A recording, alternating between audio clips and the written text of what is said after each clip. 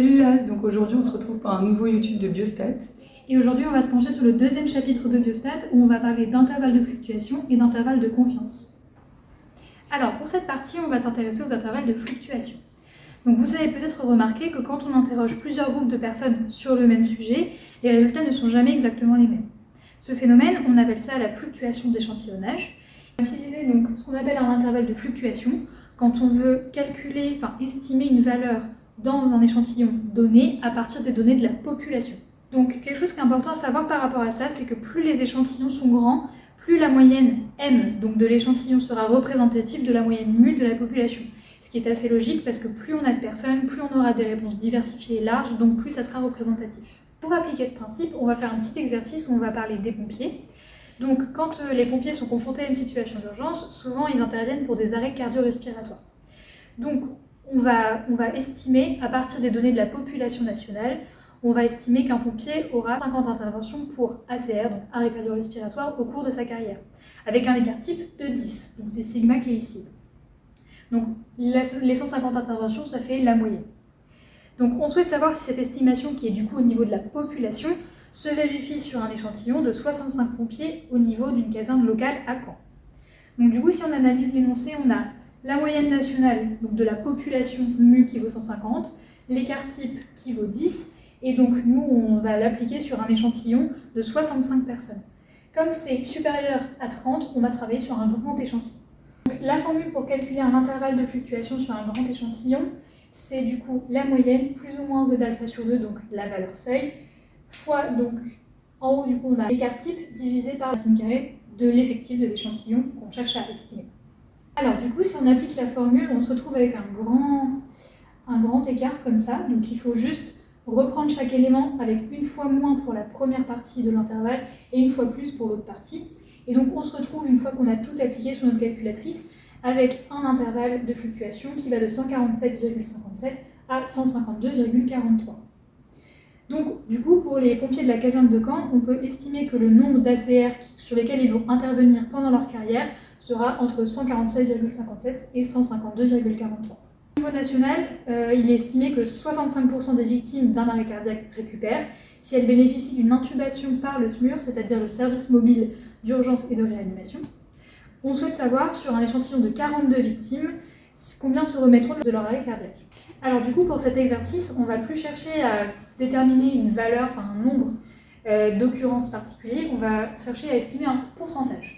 Donc déjà, on va vérifier les conditions de validité avec NP et NQ.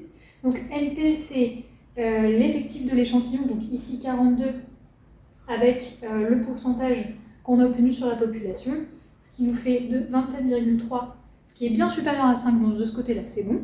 Et après, avec le NQ, donc là, c'est l'effectif de l'échantillon, donc de nouveau 42, et 1 moins le pourcentage de la population, ce qui nous donne 14,7. 14,7 étant supérieur à 5, cette condition de validité est aussi vérifiée.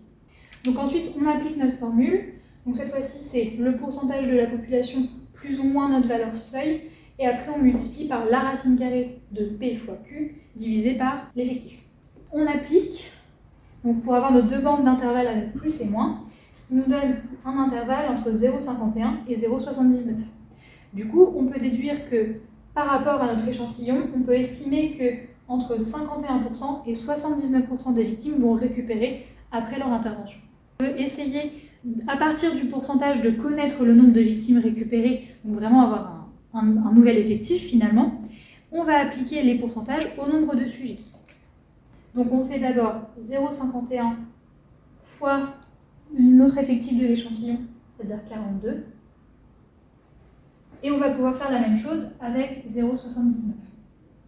Donc à partir de ça, si on part du principe que 51% des victimes seront récupérées par rapport à notre échantillon, on peut estimer que ce sera 21 personnes. Et si on va de l'autre côté de la bande, 33 personnes.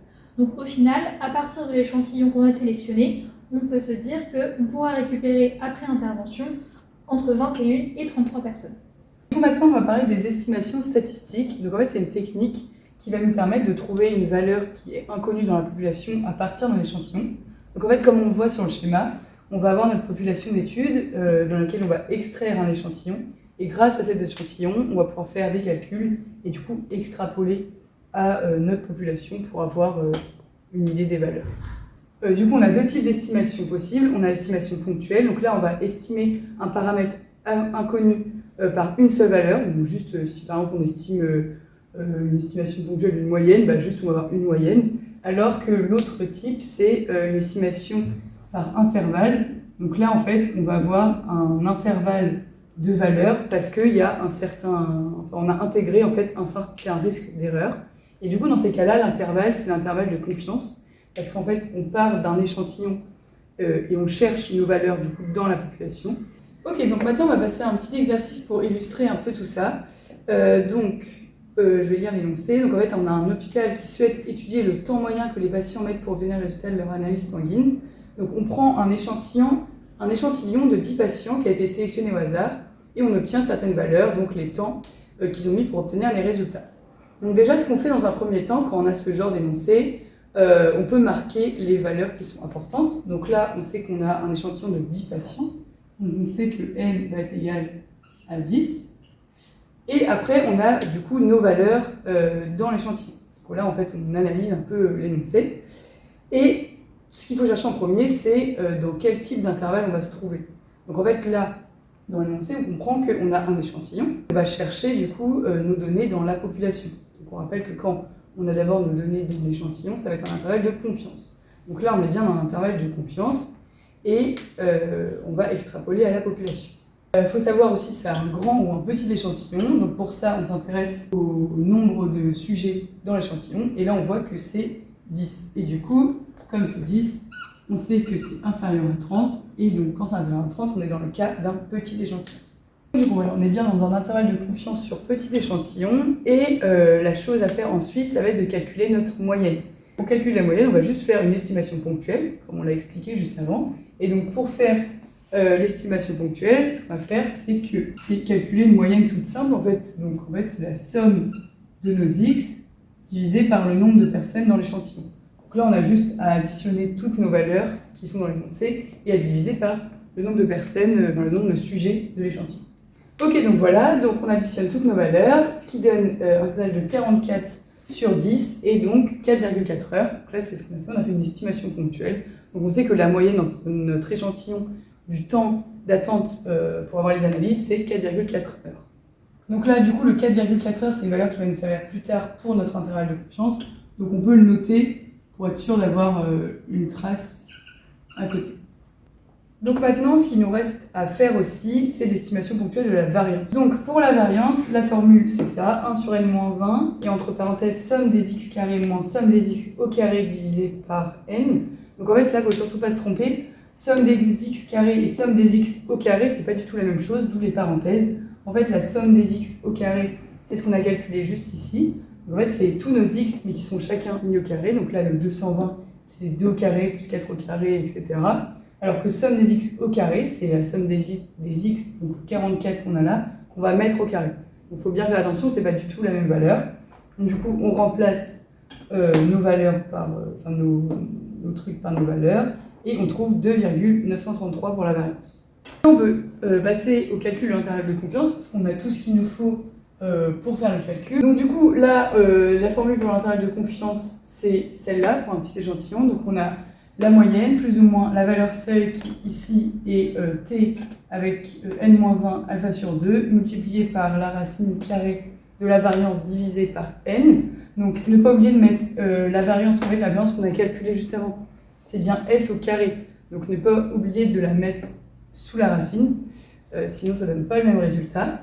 Donc ce qui nous manque, c'est la valeur seuil qu'on n'a pas encore trouvée. Pour ça, on va dans la table de student, et on trouve notre degré de liberté. Donc là, le degré de liberté, c'est n-1, donc c'est 9. Donc dans la colonne de gauche, on cherche au niveau de 9, et on croise avec alpha sur 2. Comme ce n'est pas précisé dans l'énoncé, alpha, c'est 5%. Donc alpha sur 2, ça va être 0,025. On croise avec la ligne qui est en haut, entre 9 et 0,025. Et on trouve une valeur seuil de 2,262, qu'on peut remplacer dans notre formule. Donc on remplace par des valeurs numériques, donc ça fait 4,4 plus ou moins 2,262 fois la racine de la variance qu'on a calculée juste avant, divisé par le nombre de personnes dans l'échantillon. Et on trouve du coup un intervalle pour la borne inférieure de 3,18 et pour la borne supérieure de 5,62. Pour conclure, on peut estimer que dans la population, le temps de retour des analyses sanguines, c'est environ entre 3,18 heures et 5,62 heures.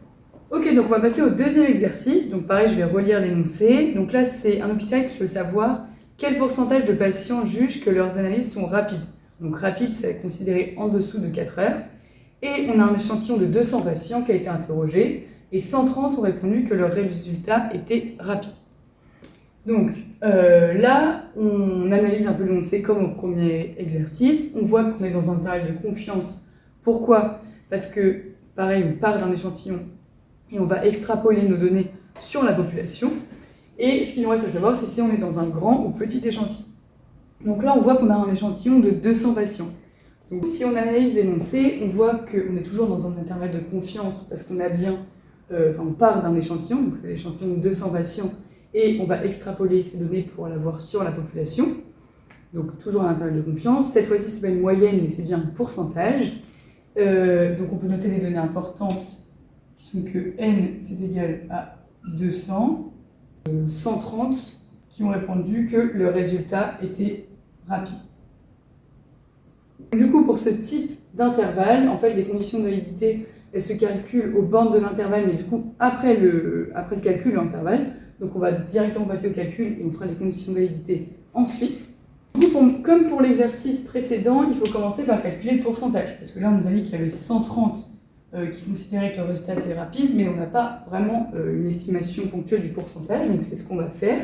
Donc, l'estimation ponctuelle, ça va être égal à petit k sur n, donc c'est égal à 130 sur 200, et ça nous donne un pourcentage de 0,65, donc du coup 65%, donc on considère qu'il y a 65% des gens dans l'échantillon qui trouvent que leur résultat arrive rapidement. On peut directement passer au calcul de l'intervalle. Donc pour ce type d'intervalle, donc intervalle de confiance d'un pourcentage, la formule c'est le pourcentage plus ou moins la valeur seuil qui est z alpha sur 2, qu'on trouve dans la table de la loi normale, multiplié par la racine de P0 fois Q0 divisé par N. On rappelle que Q c'est 1 moins P. On a tout sauf notre valeur seuil qu'on va chercher dans la table comme tout à l'heure. Notre valeur seuil, donc là, comme c'est pas précisé, pareil, c'est 5%, alpha. Donc on cherche un Z de 0,025. Donc pareil, on cherche dans la table de la loi normale et on trouve une valeur de 1,96. On remplace par nos valeurs numériques, ça fait 0,65 plus ou moins 1,96 fois 0,65 fois 1 moins P, donc 0,35, divisé par le nombre de sujets dans l'échantillon qui est de 200. Et on trouve une borne inférieure de 0,58 et la borne supérieure de 0,71. Donc on va considérer qu'il y a entre 58% et 71% des gens dans la population qui considèrent que leur résultat arrive rapidement, donc arrive en moins de 4 heures. N'oublie pas de vérifier les conditions de validité. On a dit au début qu'il fallait vérifier à la fin du calcul. Donc en fait, les conditions de validité, c'est le calcul aux bornes de l'intervalle. Et en fait, il faut que NP et NQ soient supérieurs ou égaux à 5. Donc NP, on va faire déjà pour la borne inférieure, donc le nombre de personnes dans l'échantillon fois P. Donc notre P c'est 0,58.